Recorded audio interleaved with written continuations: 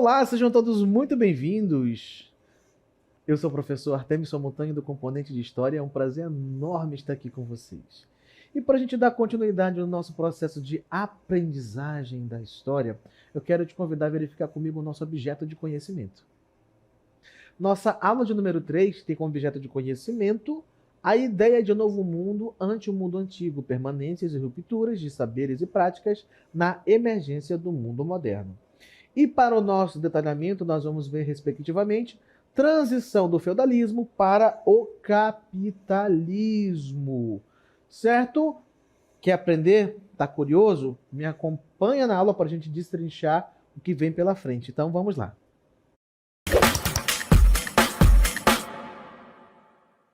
Então, queridos, nós vamos verificar hoje na nossa aula, respectivamente, a respeito do processo de transição do feudalismo para o capitalismo. Em uma das nossas aulas anteriores, nós verificamos o processo de transição também desse período feudal, do período medieval, que também pode ser tido como um período feudal, porque a vida, a economia estava atrelada à terra, ao trabalho na terra, para o período moderno, não é? E vimos também um pouco dessa questão do conceito e que fatores estão associados para essa transição justamente com a formulação desse conceito do que é a modernidade. Nós vimos que essa palavra modernidade pode assumir significados diferentes dependendo do contexto em que ele é abordado. Então, quando nós falamos também aqui em transição do feudalismo para o capitalismo, nós também estamos falando justamente desse processo de mudança, de transição de um período histórico para outro. No entanto, para além do significado de modernidade que nós verificamos na questão da tecnologia, na produção de tecnologia, da questão da filosofia, ou mesmo do período histórico, nós vamos falar respectivamente, nessa questão de transição do feudalismo para o capitalismo, da mudança do modo de produção, ou seja, como a riqueza é gerada, como a riqueza é produzida, como o trabalho é impactado e as suas relações entre patrões e servos, ou senhores e servos, que até então, na Idade Média, essa era a relação de senhor e servo. E agora, com esse processo de transição para o surgimento do capitalismo e esse momento que está se abrindo da chamada modernidade, essas relações vão mudar e nós teremos relações entre patrões e empregados. E uma das coisas que é importante destacar é o surgimento do trabalho assalariado. Essa é uma das grandes mudanças que vai marcar esse processo de transição do feudalismo para o capitalismo. Então vamos entender algumas características do que é esse feudalismo, como ele funcionava e que mudanças estruturais significantes vão ser inseridas, com o passar do tempo nessa nova estrutura, nesse novo modo de produção, de riqueza que está se instalando. Então me acompanha no nosso texto. Feudalismo. O feudalismo foi um sistema social, econômico e político que predominou na Europa durante a Idade Média, aproximadamente entre os séculos 5 e 15, tá bom? Observa que quando nós falamos em feudalismo, ele abrange basicamente todos os aspectos da vida, porque é um sistema social onde nós tínhamos uma sociedade chamada estamental, ou seja, uma sociedade em que não há mobilidade, quem nasce servo morre servo. Você nasce nobre, por mais que você perca seus bens, mas você não perde o título, você continua sendo um nobre.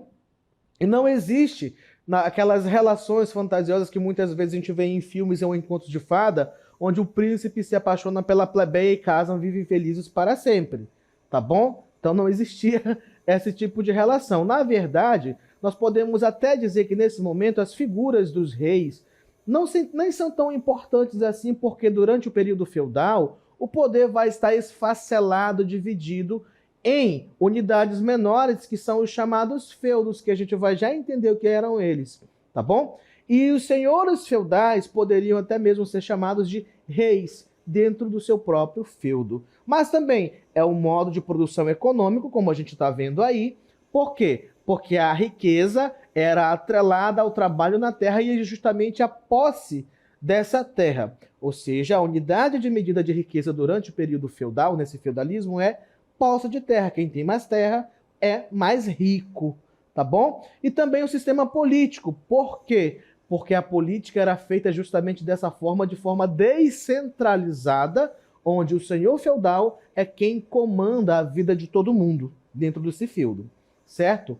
Então, a Europa vai ser o quê? Um grande feudo dividido em unidades menores durante esse período dos séculos V e XV. Então, baseava-se em grandes propriedades de terras, chamadas de feudos, que pertenciam aos senhores feudais, e a mão de obra era servil. Quando nós falamos em mão de obra servil, nós estamos falando, tá, de um processo em que, durante a questão da formação da Europa feudal, nós tivemos ali a questão do colonato e do comitatus, que vem dos romanos e que vem também dos povos bárbaros, se juntando para formar esses hábitos e tradições do período feudal, né? Do juramento de fidelidade e daquela promessa de ficar na terra ali sob o comando do Senhor, e pronto, você é servil porque você serve, você é um servo que trabalha e paga seus impostos. Então, aqui na nossa imagem, nós temos uma representação do que seria o feudo. Então, você tem essa grande unidade de terra, que você pode observar que em várias partes diferentes são exercidos o trabalho de agricultura. Por quê que é dividido em partes menores? Porque uma parte era a produção que era realizada pelos servos, todas elas, mas uma parte dela era para esses servos que tinham que pagar altos tributos, em parte em forma de produção para o senhor, como por exemplo aqui no manso comunal, que são as plantações, e lá em cima nós temos o quê? O manso senhorial, e lá em roxo, essa terra pertence exclusivamente ao senhor, todo o trabalho dele também de produção é realizado pelo servo, mas tudo que é produzido no manso senhorial é de exclusividade para o senhor tomar posse, certo? Então, nós temos esse manso comunal, que é de todos, o manso servil, que é exclusivamente do senhor, e também o manso comunal, tá bom? Que é de todos, o manso servil exclusivamente dos servos ali embaixo, mas nós temos também outras partes formando esse feudo, como regiões de pasto, né? A casa dos servos, nós temos igrejas, nós temos, na verdade, várias partes ali formando esse feudo, mas o coração de tudo tá ali, ó, lá na parte ali perto do manso senhorial, que é o castelo, que é onde esse senhor feudal mora e tem a obrigação de proteger todo aquele povo ali.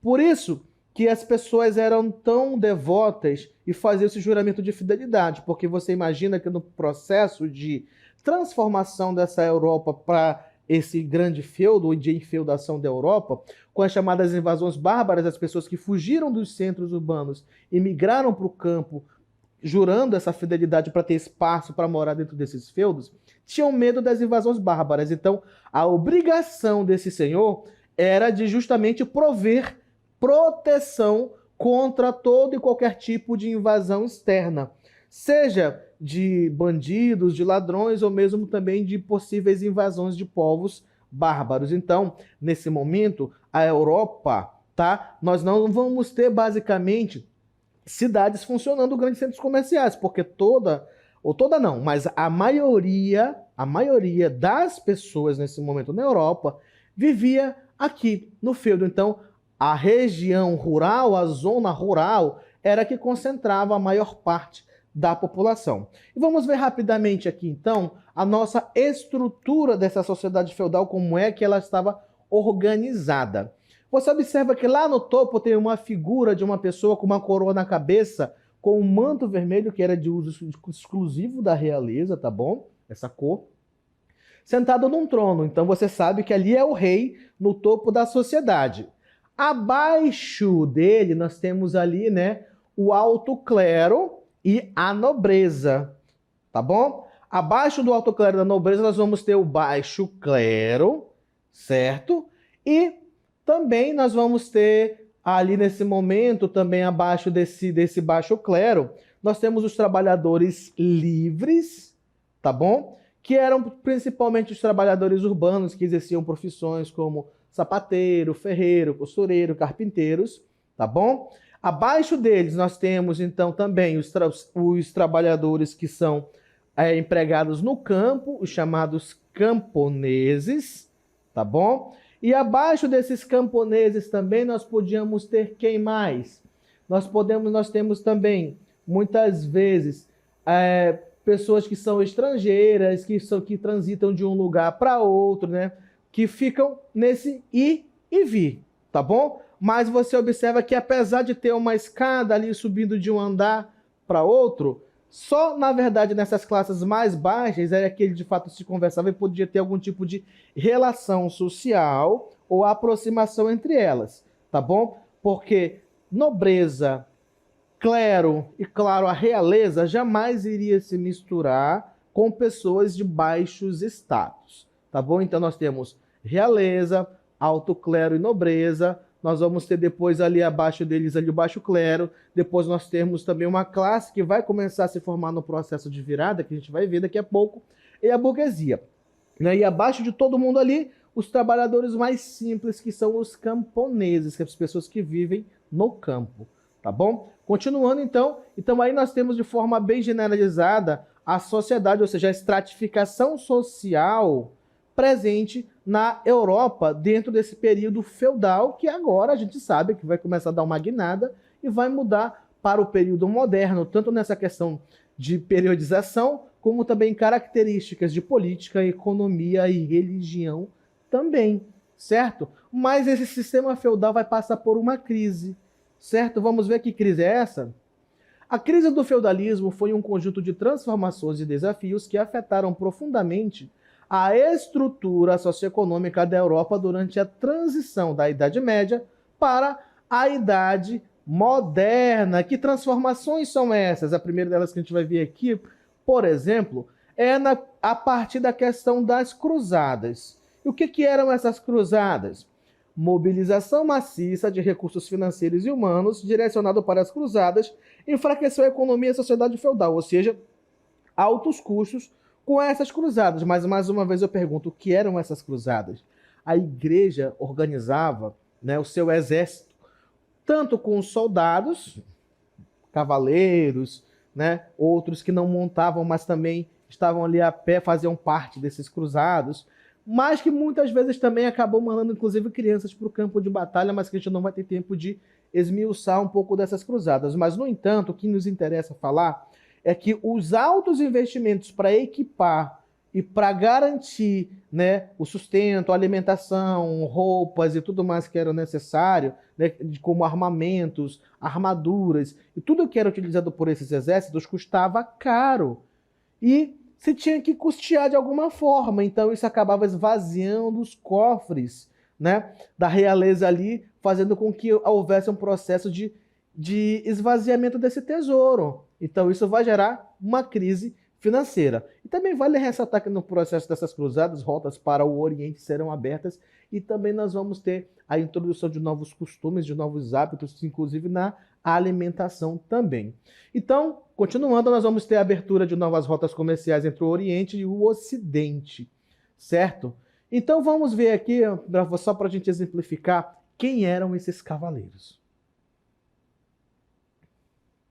Então aqui, ó, nós vamos ver rapidamente aqui esses cavaleiros, quem eram eles, mais ou menos como eles estavam caracterizados, porque de acordo com a cruzada, né, muita coisa poderia mudar, inclusive as vestimentas e as armaduras que eram utilizadas. Mais uma questão que eles tinham em comum era, por exemplo, a utilização do símbolo da cruz em suas armaduras e em suas espadas também, simbolizando que era um cavaleiro cruzado que ia do Ocidente para o Oriente ali para expulsar os muçulmanos que estavam, né, crescendo o seu domínio sobre várias regiões, vindo em direção cada vez mais à Europa. E então a Igreja Católica se sentia ameaçada e enviava esses exércitos cruzados para expulsá-los. E justamente nesse processo de ir e vir, muito dinheiro foi gasto e essas novas rotas apareceram e também houve a influência de costumes de outros povos chegando até a Europa, certinho? Vamos ver mais algumas dessas transformações que vão acontecer, como, por exemplo, as inovações técnicas na agricultura. Inovações agrícolas, como o arado de metal e a rotação de culturas, impulsionaram o aumento da produção durante a transição da Idade Média para a Idade Moderna. Pera aí, professor, não entendi o que essas coisas têm de importante. O que tem é que, por exemplo, o arado de metal era uma ferramenta mais útil, mais durável, mais fácil de se trabalhar o solo.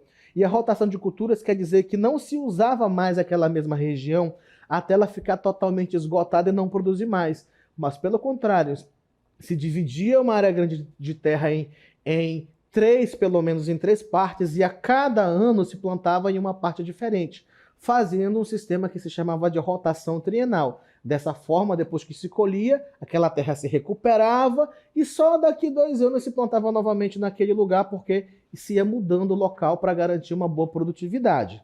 Certinho? Então, além de garantir segurança alimentar, essas melhorias geraram excedentes comerciáveis, transformando comunidades rurais em participantes ativos do comércio. E é justamente por conta dessas melhorias nas ferramentas que eram utilizadas e no modo como se produz, que vai gerar esse excedente. Quando nós falamos em excedentes comerciáveis, nós estamos dizendo que a agricultura melhorou tanto que as pessoas tinham mais do que o necessário apenas para sobreviver.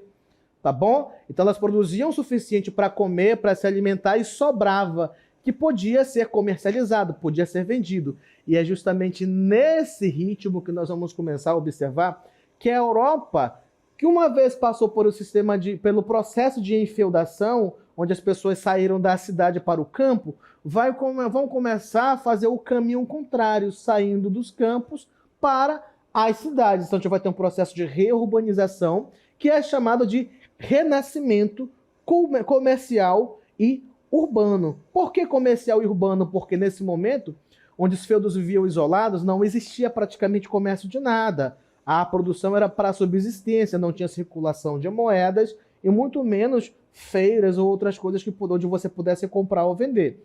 Tudo que você precisava era produzido exclusivamente dentro do burgo. Tá bom?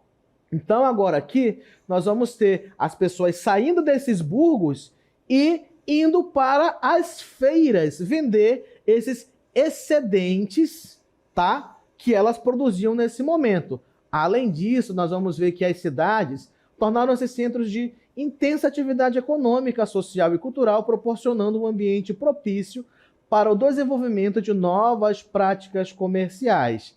Além desse reaquecimento das cidades, nós vamos ter também a introdução de uma economia monetária. O que isso quer dizer? Quer dizer que nós vamos ter agora o processo de criação ou de cunhação de moedas, tá bom? De moedas que passariam agora a ter um determinado valor, dependendo do material com que ela era produzido, se era de cobre, se era de ferro, se era de bronze, ou se ela era de ouro. Ela vai ter um valor específico, mas também, dependendo de qual lugar era aquela moeda, elas também tinham valores diferentes, o que na prática, isso vai acabar se mostrando um empecilho grande para os comerciantes no processo de ir e vir de um lugar para outro comercializando.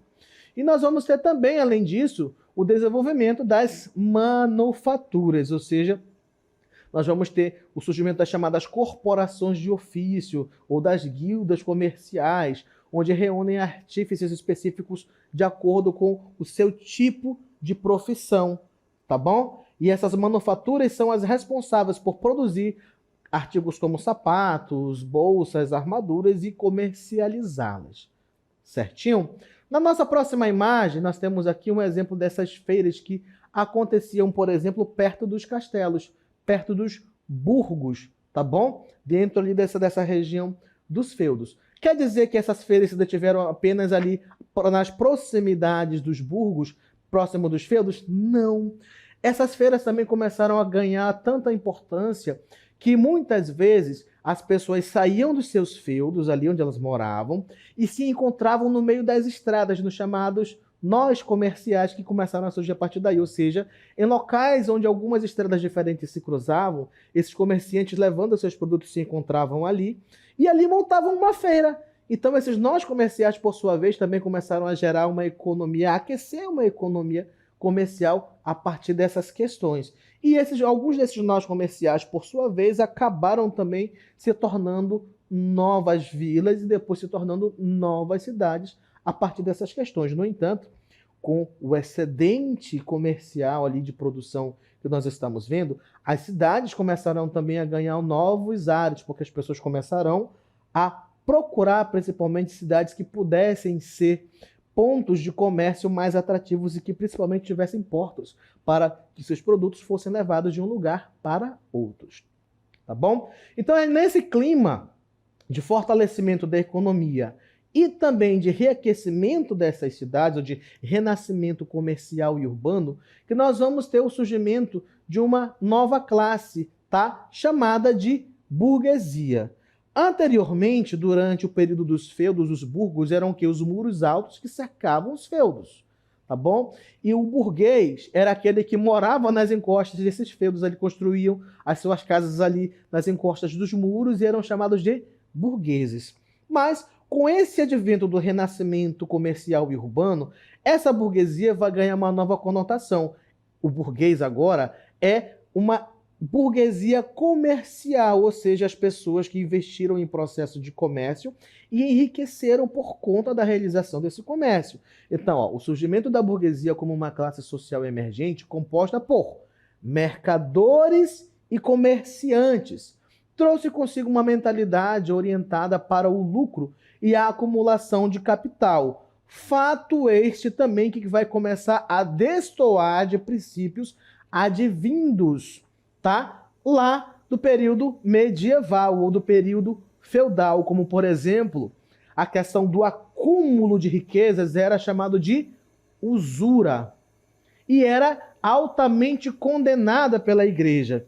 Mas, por exemplo, na próxima imagem que a gente vai ver, esse sentimento de usura vai começar a aparecer muito mais nas classes ligadas ao comércio, que vão começar o processo de acúmulo de riquezas. Lembra quando nós falamos do processo de transição do feudalismo para o capitalismo?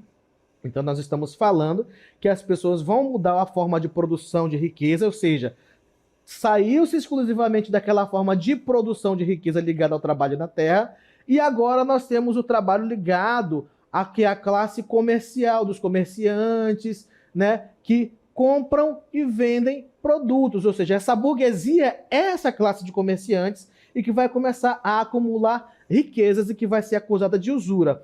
Por exemplo, aqui na imagem do Quinto Montes, o que nós temos aqui? É chamado de o banqueiro e sua mulher. Também tem algumas outras ali, né? Chamada de um comerciante e sua mulher. Ela é chamada por vários nomes. Ela pode ser atribuída, tá bom? Mas aqui a gente vê, ó. Enquanto ele conta dinheiro especificamente, a mulher dele está, se você prestar atenção, ela está com um livro nas mãos. E qual é a importância da gente chamar a atenção para esse detalhe do livro ali na mão dela? Porque este livro seria um livro de orações.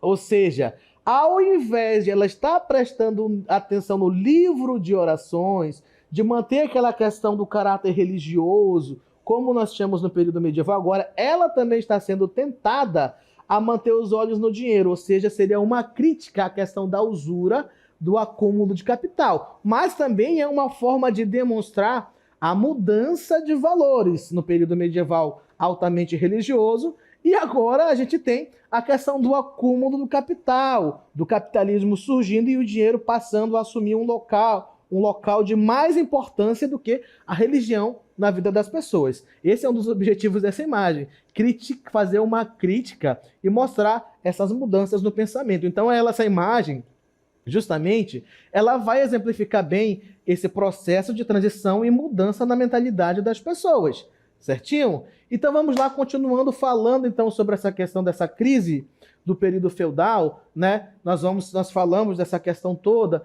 e nós vamos ter também outros motivos, além dessas mudanças de pensamento, na questão da forma de produção, que estão ligados também outros motivos ligados a essa crise. Como, por exemplo, a crise do século XIV, ou as crises do século XIV. Primeiro, por fatores climáticos, onde nós vamos ter muitas vezes chuvas intensas, chuvas de granizo que destruíam as plantações. E isso acabou, por sua vez, por gerar falta de recursos, falta de alimento. As pessoas começaram a passar fome. E outra questão foi a existência dessa peste aqui, ó, a chamada peste negra, que era chamada dessa forma porque as pessoas que eram contaminadas começavam a surgir, ó, caroços assim, pustulentos no seu corpo, e as extremidades dos pés, das mãos, começavam a ficar negros, enegrecidos, e a pessoa ia morrendo ali doente. Então, por conta dessa mudança na cor da pele, né, de a pessoa ia ficando toda escura, foi chamada de peste negra. E estima-se que mais ou menos ali 60% da população da Europa desse momento tenha morrido durante essa peste. Então, uma das grandes pandemias por quais, né, o mundo já passou.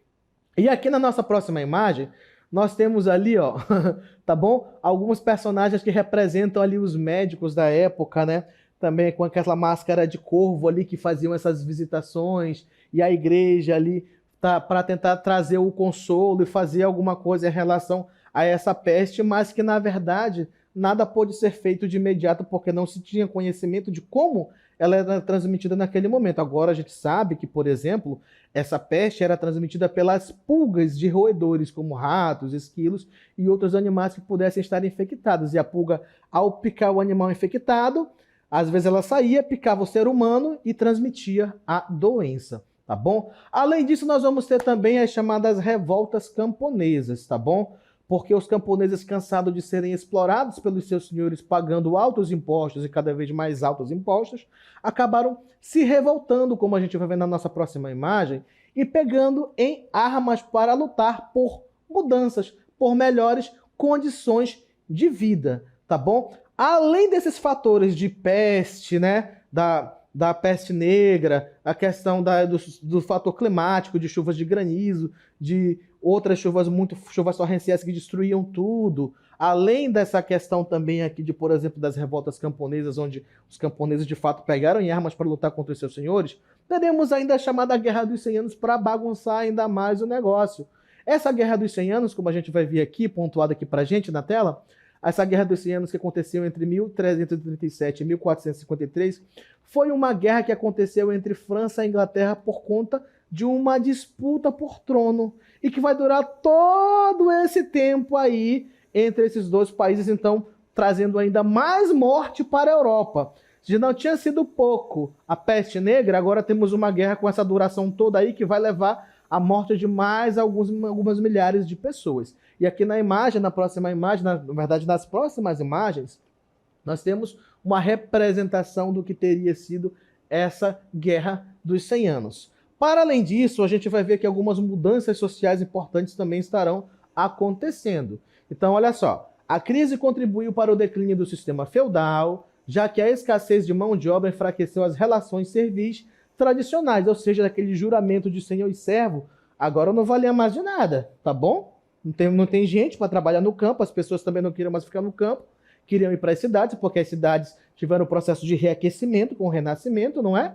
Aumentaram as pressões por pagamentos em dinheiro ao invés de serviços feudais. Por quê? Porque agora nós tínhamos o quê? As moedas circulando. Então não quero mais que você apenas me proteja de uma invasão bárbara. Eu quero dinheiro. Quero ter meu pagamento. O que mais nós vamos ter de mudanças? A escassez de trabalhadores permitiu que os camponeses obtivessem melhores condições e maior mobilidade social, resultando em transformações nas estruturas sociais. Então, durante a Idade Média, nós tivemos ali aquela tal de sociedade estamental onde ninguém podia mudar de classe. Agora, com esse processo, tá bom, de mudança para o período moderno e mudança do feudalismo para o capitalismo, isso vai começar a mudar, certo? O que mais vamos ter de importante? A expansão marítima e o colonialismo, certo? As grandes navegações e a expansão ultramarina no final da Idade Média e no início da Idade Moderna ou abriram novas rotas comerciais e aumentaram a circulação de bens e capitais, criando uma economia mercantilista, ou seja, se nós tínhamos uma classe nova, a burguesia, que vivia do comércio, por que não expandir esse comércio para outros lugares? Por que não se aventurar nos mares e descobrir novas fontes de renda, novos lugares de onde se pudesse comprar e vender produtos? Então, esse sistema mercantilista vai ser muito importante. E o que foi ele, esse mercantilismo? Foi um conjunto de práticas econômicas que imperou na Europa entre os séculos XV e XVIII, durante o declínio do sistema feudal e o advento do capitalismo. Entre suas principais características estavam, vamos ver, a acumulação de metais preciosos, ou seja, o entesouramento. Aquilo que na Idade Média se condenava, a questão da usura ali, de se você está juntando riqueza. Estimulou a atividade manufatureira, ou seja, a produção de bens que pudessem ser comercializados. A intervenção estatal na economia, porque agora é necessário o ressurgimento da figura dos reis, que durante a Idade Média tinham poder dividido, esfacelado entre os senhores feudais, agora esse rei vai precisar juntar novamente o poder nas suas mãos, e assim ele pode interferir na economia estatal. Então busca por uma balança comercial favorável, ou seja, se buscava mais vender do que comprar, porque se eu compro, eu estou gastando dinheiro, não consigo guardar o tesouro para mim, mas se eu vendo, alguém está me pagando e eu consigo juntar mais metais preciosas no meu cofre. Vamos ter também a implementação de políticas protecionistas, ou seja, as taxas alfandegárias, de cobrar mais de um produto estrangeiro do que o nacional. Então são algumas medidas que eram colocadas em vigor como medidas protecionistas, certo?